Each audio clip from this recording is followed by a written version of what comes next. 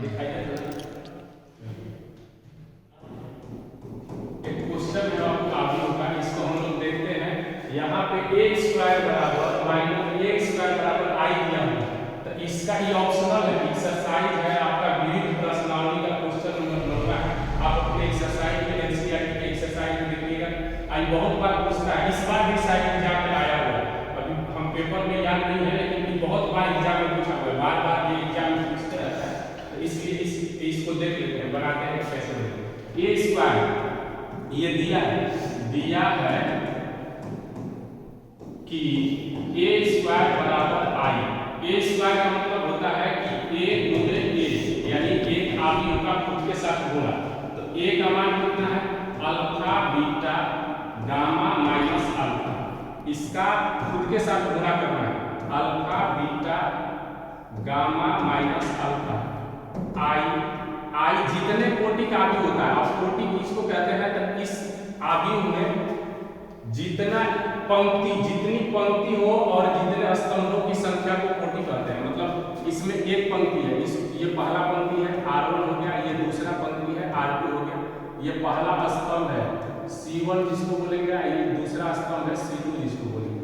तो इसमें कितने? दो पंक्ति दो स्तंभ है, इसका मतलब इसकी कोटि कितनी है? 2/2 की कोटि है। तो अगर आव्यूह आपका दिया गया आव्यूह 2/2 कोटि का है, तो इसका आई भी हम कितने का लेंगे? 2/2 का ही लेंगे। 2/2 का आव्यूह जो आई होता है वो होता है 1 0 0 1, यानी 1 0 0 1 होता है। अब इसका गुणा, किसी दो आव्यूहों का गुणा तभी संभव होता है, किसी भी दो आव्यूह का गुणा तभी हम कर पाएंगे जब पहले आव्यूह, इसकी कोटि कितनी है? 2/2 और इसकी भी कोटि कितनी है? 2/2, यानी दो पंक्ति, पहले पंक्ति को लिखते हैं उसके बाद स्तंभ को लिखते हैं। पंक्ति किसको कहते हैं? जो धरती के सापेक्ष हो यानी समानांतर हो उसको पंक्ति कहते हैं, और जो उसके ऊर्ध्वाधर हो उसको स्तंभ कहते हैं। तो इसमें दो पंक्ति, ये पहला पंक्ति है, ये दूसरा पंक्ति। स्तंभ का वो है एक स्तंभ, दो स्तंभ, तो 2/2 का है, इसका भी वही है। तो दो आव्यूहों का गुणा तभी संभव होता है जब पहले आव्यूह का स्तंभ और दूसरे आव्यूह की पंक्ति क्या होनी चाहिए? बराबर होनी चाहिए। अगर पहले आव्यूह का स्तंभ और दूसरे आव्यूह की पंक्ति बराबर हो तब हम दोनों आव्यूह का गुणा कर पाएंगे। अब इसका पंक्ति से और इसके स्तंभ से कोई लेना देना नहीं, कि क्या है क्या नहीं है उससे कोई फर्क नहीं पड़ता, 1 2 3 कुछ भी है, दोनों कंडीशन एक ही है कि पहले का अगर स्तंभ और दूसरे का पंक्ति बराबर हो गया तो वो गुणा कर पाएंगे। तो यहाँ पे आप चेक कर लीजिए, 2 इसका भी 2/2 का है, तो पूरा कटेगा तो कितने का बनेगा? यानी 2/2 का बनने वाला। आगे जो गुणा करने के बाद जो आव्यूह बनेगा वो कितने का बनेगा? 2/2 का बनेगा। तो गुणा करने का रूल होता है पहले आव्यूह का पंक्ति और दूसरे आव्यूह का स्तंभ का गुणा हम करते हैं। तो पहले आव्यूह का पंक्ति ले लिए, पहला पंक्ति, और दूसरे आव्यूह का पहला स्तंभ ले लिए। अब गुणा किसके साथ करना है? तो उनके संगत अवयवों का, पहले अवयव का पहले के साथ गुणा करिएगा तो कितना होगा? अल्फा का अल्फा के साथ गुणा करेंगे तो अल्फा गुणे अल्फा हो जाएगा। फिर बीटा का गामा के साथ गुणा करिएगा और लगा के प्लस है, प्लस का साइन लगा के, जब तक इसमें कोई साइन बदला नहीं हो आप चिन्ह किसका लगाएंगे? प्लस का। बीटा का गामा के साथ गुणा करिएगा तो बीटा गुणे गामा। अब पहला पंक्ति का पहला स्तंभ के साथ गुणा कर दिए, अब पहला ही पंक्ति का दूसरे स्तंभ के साथ गुणा करिएगा। पहला पंक्ति का किस स्तंभ के साथ गुणा करिएगा? दूसरे स्तंभ के साथ गुणा करेंगे। पहला पंक्ति का दूसरे स्तंभ के साथ गुणा करेंगे तो इसका देखिए इस तरह से पेंसिल से आप लोग करके करिएगा। शुरुआत में सीखने के लिए आप जितना आसान से आसान तरीका अपना सकते हैं। दूसरा पहला पंक्ति दूसरा स्तंभ, ये देखिए पहला पंक्ति यही है और दूसरा स्तंभ यहाँ हो। अब ये पहला स्तंभ है तो यहाँ पे दूसरा स्तंभ आएगा, तो यहाँ पे इसका गुणा करेंगे, अल्फा का बीटा के साथ गुणा करेंगे तो अल्फा गुणे बीटा, और बीटा का फिर माइनस अल्फा के साथ करने वाले, तो बीटा का माइनस अल्फा के साथ करिएगा तो कितना हो जाएगा? प्लस का चिन्ह लगा के बीटा गुणे माइनस अल्फा, बीटा गुणे कितना हो जाएगा? Minus alpha. अब फिर दूसरा पंक्ति, अब पहला पंक्ति का दोनों स्तंभ के साथ गुणा कर दिए, अब दूसरा पंक्ति का दोनों स्तंभ के साथ गुणा करेंगे, तो दूसरा पंक्ति का दोनों स्तंभ के साथ गुणा करने के लिए ये हटाने लिखना पड़ेगा, मीटर दिया, सॉरी यहाँ पे है आपका बीटा और यहाँ पे है गामा। अब दूसरा पंक्ति, ये आपका दूसरा पंक्ति है, इसका पहला स्तंभ के साथ, पहला स्तंभ के साथ गुणा करिएगा तो इसको हटा लीजिए, पहला स्तंभ आपका हो जाएगा ये पहला स्तंभ है ये, इसके साथ गुणा करिए तो अल्फा का सॉरी गामा का अल्फा के साथ गुणा करेंगे तो अल्फा गामा इंटू अल्फा होगा, गामा गुणे अल्फा। और फिर इस अल्फा का इस गामा के साथ गुणा करिएगा तो प्लस लिखिएगा, लेकिन माइनस अल्फा और गुणे गामा है। ये हो गया दूसरा पंक्ति पहला स्तंभ, दूसरा पंक्ति यहाँ से शुरू होता है, पहला स्तंभ ये पहला स्तंभ।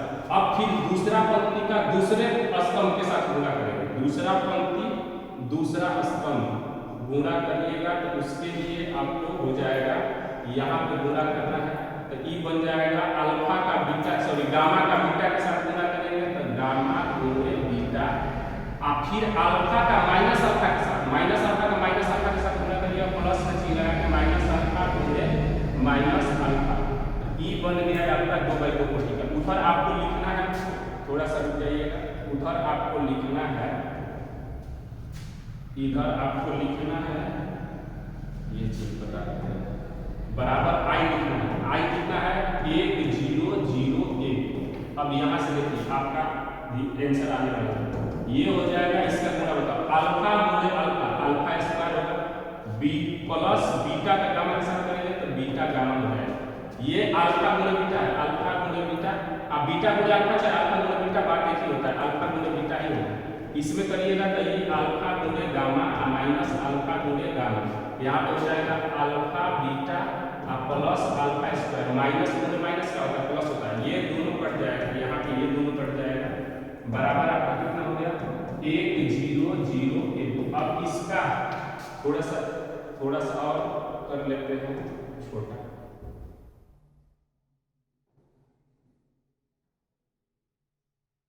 तो इसका देखिए, अब इसके बाद इसका लिखिएगा तो यहाँ से आपका बन रहा है कितना, ये बन रहा है आपका alpha square plus beta gamma, ई कट गया तो 0 हो गया, ये कट गया तो 0 हो गया, ये क्या बन जाएगा, ये भी अल्फा स्क्वायर सजा के लिखेंगे तो alpha square plus alpha beta, यहाँ से हो जाएगा गलत हो जाएगा, जो अल्फा बीटा नहीं बीटा गामा, इसको सुधार लीजिएगा थोड़ा सा, इसके लिए माफी चाहते हैं कि गलत हो गया, ये आपका होगा बीटा गामा, तो यहाँ भी क्या आएगा आपका बीटा गामा ही है, यहाँ भी आपका आएगा बीटा इंटू गामा। अब बराबर 0 है। अब क्या होता है कि संगत अवयव दो समान समान कब करे जाते हैं, जब उनके संगत अवयव बराबर हो। संगत अवयव का मतलब ये वाला इसके बराबर होगा, ये वाला इसके बराबर होगा, ये वाला इसके बराबर, ये वाला इसके बराबर। ये जब पूछा जाए आपसे कि ये समान है कि नहीं, तब आप बताएंगे कि समान है कि नहीं, ये पहले ही से बराबर का चिन्ह है, इसका मतलब ये समान है, तो इसके संगत अवयवों को बराबर कर दें। दो अवयवों को समान होने के लिए सबसे पहला कंडीशन होता है कि उनकी कोटियां समान होनी चाहिए। इसका भी कोटि 2/2 का है, इसका भी कोटि 2/2 का है, दो को पंक्ति है और दो को स्तंभ है, ध्यान से देखिए, पहला स्तंभ है, दूसरा स्तंभ, एक कोटि दूसरा कोटि, तो 2/2 का ये भी है, 2/2 का ये भी है, इनके संगत अवयव क्या हो जाएंगे बराबर हो जाएंगे, यानी यहाँ से आपका हो जाएगा alpha square plus beta gamma बराबर, किसके बराबर होगा 1 के बराबर होगा।